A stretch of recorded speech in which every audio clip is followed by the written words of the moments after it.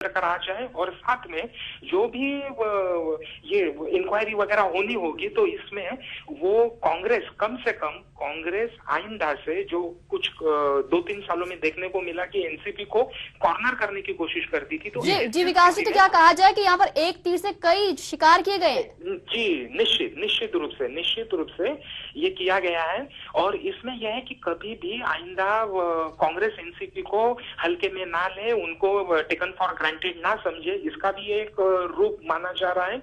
लेकिन साथ में ऐसी चर्चाएं हैं कि शरद पवार जी को भी खुद इस स्टेप का अंदाजा नहीं होगा, क्योंकि वो जिस तरह से वो अजीत पवार को कंट्रोल करना चाहते थे पहले से ही। विकास जी क्या लगता नहीं है कि अजीत पवार की तो छवि पूरे अंतरराष्ट्रीय स्तर पे उभर के आ गई? किस तरह से उन्होंने हजारों करोड़ खर्च करके उसका केवल मात्र 0.1% ही सिंचाई व्यवस्थाओं में लाभ मिला है, तो ये तो एक शायद उन्होंने रिकॉर्ड ही बना दिया।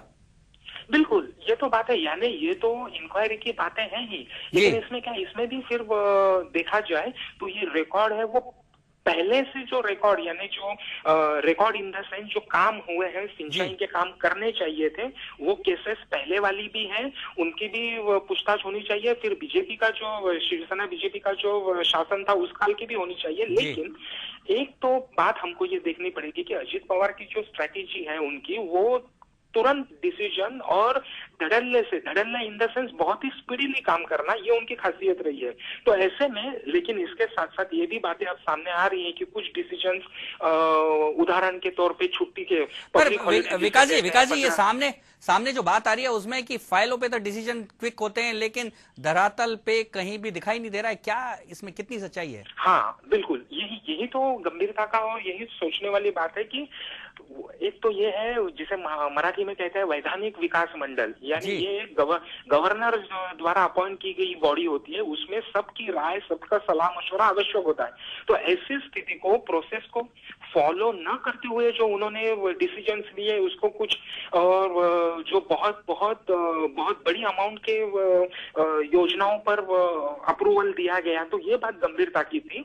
और इसमें ये किस तरह से हुआ, क्या हुआ, उसकी पूछताछ, और वो आहिस्ता आहिस्ता अगर शिकंजा कसता जाएगा तो उसमें अपने आप की छवि संवारना, और फिर भी ये भी एक संभावना रहती है कि पॉलिटिकल पार्टीज, कांग्रेस एनसीपी चाहे कितना भी झगड़े, वो उनकी खासियत है कि झगड़ेंगे फिर भी साथ में ही रहेंगे। एक और विकास जी एक और बात है कि पिछले लगभग 1 साल से तो यही हो रहा है कि कोई ना कोई घोटाला बाहर आता है महाराष्ट्र में, और उसके बाद वहां की सरकार हिलने डुलने लगती है, जैसे लड़खड़ाने लगती है। हर बार घोटाला आता है, क्या घोटालों से क्यों लड़खड़ाती है सरकार? और देखा जाता है कि लड़खड़ाने के बाद कोई ना कोई ब्लैकमेलिंग समझौता होता है और उसके बाद वापस स्थिर हो जाती है सरकार। बिल्कुल, इसमें एक है कि ये कांग्रेस, और कांग्रेस से ही बाद में 1999 में बनी हुई एनसीपी, ये एक ऐसी पार्टी है कि वो सत्ता के बिना रह ही नहीं सकती और सत्ता हाथ में लेकर ही वो काम करती है। तो वो किसी भी हालत में ये सरकार गिरेगी नहीं, ये पहली बात।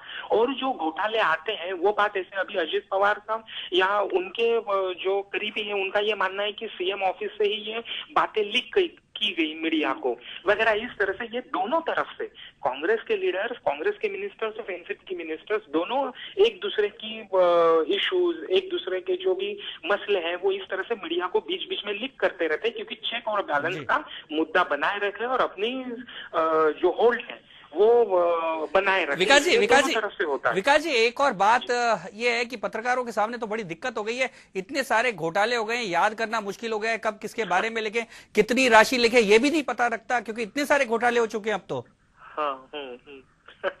आपने बिल्कुल सही कहा, लेकिन यही, क्या आप याद रख पाते हैं सारे घोटाले जितने हुए हैं? नहीं, वो तो स्टडी की बात होती है, या फिर उनका रिकॉर्ड मेंटेन करना पड़ता है, और अपना तो काम ही यही है।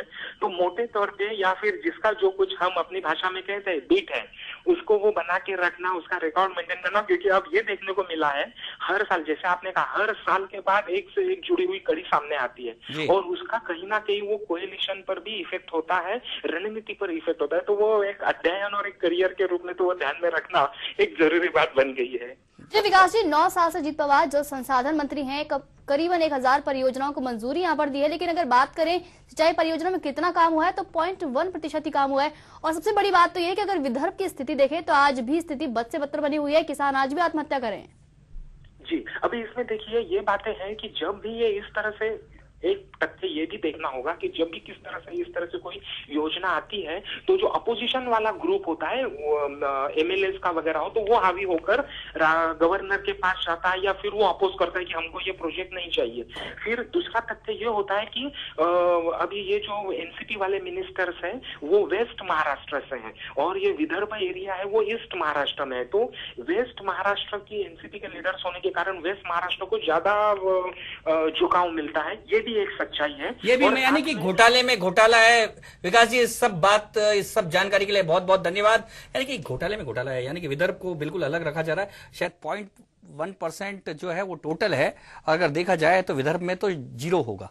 अब यही वजह है कि जो विदर्भ के जो किसान हैं लगातार आत्महत्या कर रहे हैं और महाराष्ट्र के जो नेता हैं, आला नेता जो है, उनके पास इस बात का कोई जवाब नहीं है। यानी कि घोटालों में सरकार कमाई तो कर रही है, लेकिन किसानों के जो आत्महत्या का आंकड़ा है वो भी लगातार घोटालों की तरफ बढ़ता ही जा रहा है। इससे ज्यादा किसानों की बात तो अलग है कि लेकिन महाराष्ट्र के पुराने नेता भी बड़े डिप्रेस्ड हैं। वो सोचते हैं कि यदि अभी आज के दौर में अगर मंत्री शंत्री होते तो उनके भी मौके मिलते, और वो बड़े डिप्रेस्ड हैं कि इतने बड़े बड़े घोटाले करने का उनको मौका नहीं मिला। सबसे बड़ी बात प्रताप जी की ये जो पूरा के पूरा यहाँ पर घोटाला हुआ, उसके बाद में यहाँ पर आंखें तरेरी जा रही हैं कि किस तरह दबाव यहाँ पर केंद्र सरकार पर बनाया जाए, सीबीआई जांच से किस तरह बचा जाए, इस सब के बाद में किस तरह का एक माहौल यहाँ पर बसेगा। इसे कहते हैं एनसीपी स्टाइल ऑफ पॉलिटिक्स। तो ये लगातार चली जा रही है कि चोरी और सीना चोरी, और इसी में मजा है। इसी तरह की पॉलिटिक्स इन दिनों महाराष्ट्र में चल रही है। यानी कि कहा जाए तो गृह मंत्री सुशील कुमार शिंदे जो कहा था कि लोग जब बोफोर्स जैसा घोटाला भूल गए तो ऐसे घोटाले भी भूल जाएंगे। बिल्कुल। फिलहाल बड़ी खबर में इतना ही। आप देखते रहिए एचबीसी न्यूज। नमस्कार।